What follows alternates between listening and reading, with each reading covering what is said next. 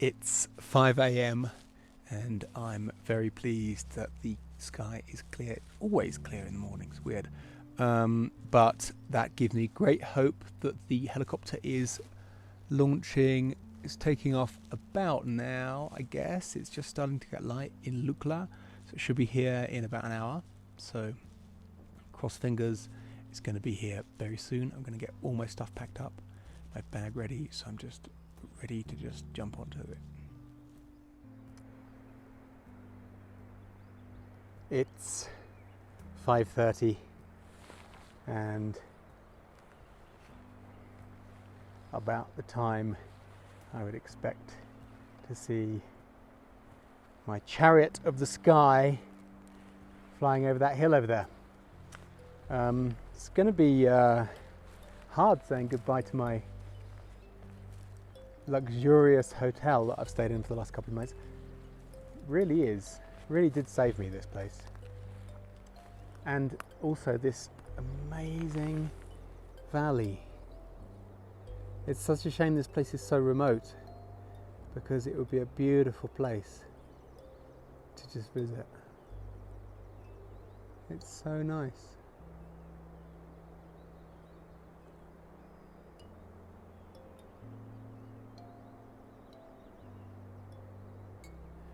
I really do hope this helicopter does arrive.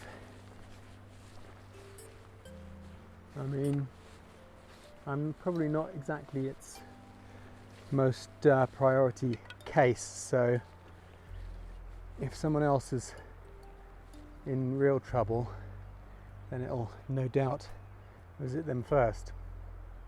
And we might only have a small weather window today. The good weather doesn't last very long usually in the mornings at the moment. The last few days it's been overcast by sort of 10-11, so cross fingers, we'll see. Hopefully it's going to arrive soon. It's 6 o'clock and still waiting. I'm going a bit mad. I keep on hallucinating the sound of rotor blades. It's really weird, but I've just had a good message from the trekking company. Said they've been in touch with the helicopter company, and they didn't say they're actually on their way, but it sounded like they were about to be. So any minute now.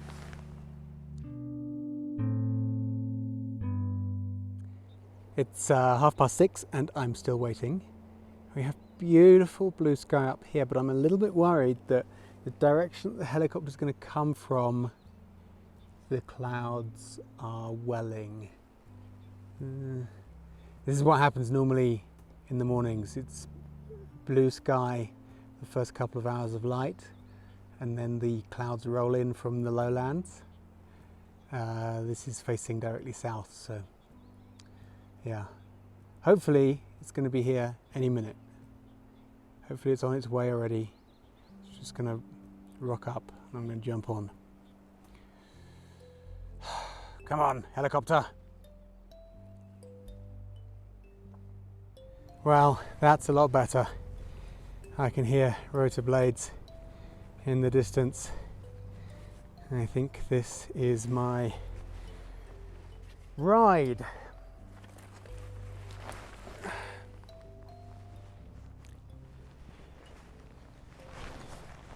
What a relief this is.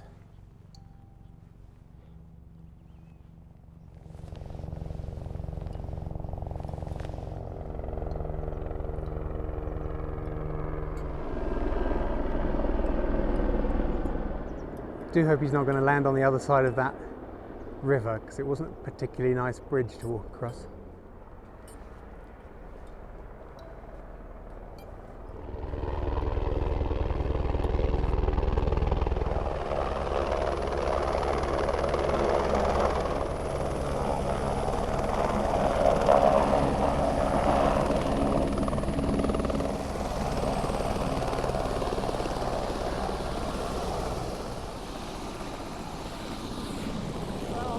Hey!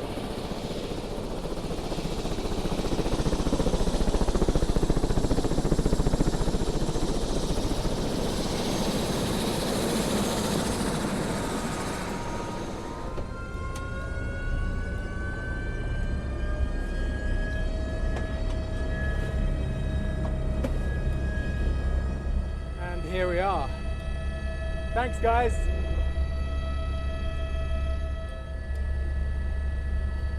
So this is about where I got to before I got stuck.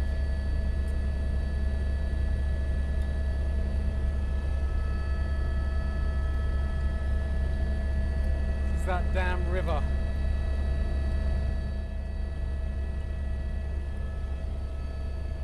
Now can we see a crossing point down there?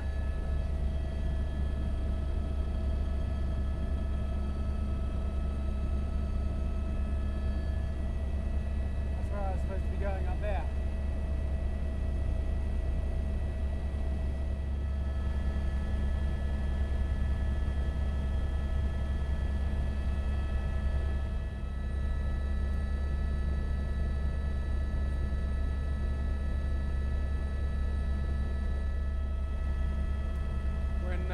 Riding in a helicopter like this, you're very aware that there's a pretty substantial single point of failure, and that if this engine went or some kind of bit of mechanics went, then you'd be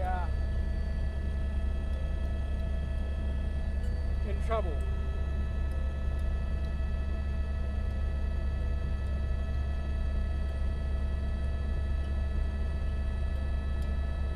One can only cross one's fingers and hope that it doesn't happen today.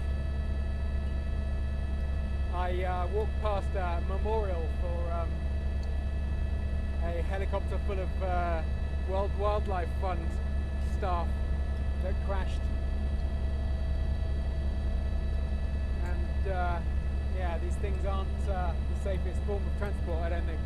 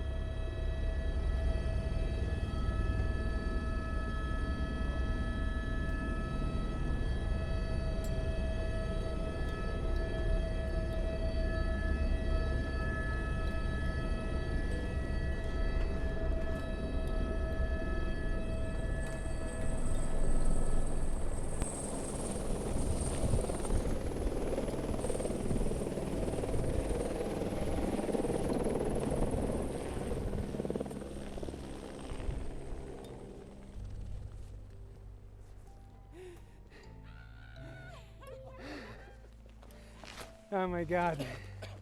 Hello. Hi. Hello. Hi.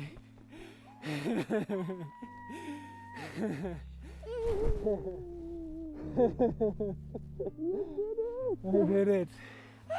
This is Mathilde. Hola, namaskar.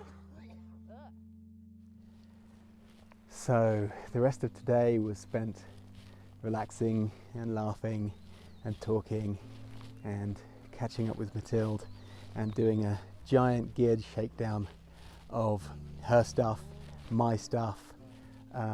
This is our first proper resupply point, so we've our porters here again with more food for the next section and a bunch of things I've ordered from our spare parts depot in Kathmandu, and that's great. I've sent a bunch of things home. I've changed my sleeping bag for the heavier winter sleeping bag, and a few other bits and pieces as well.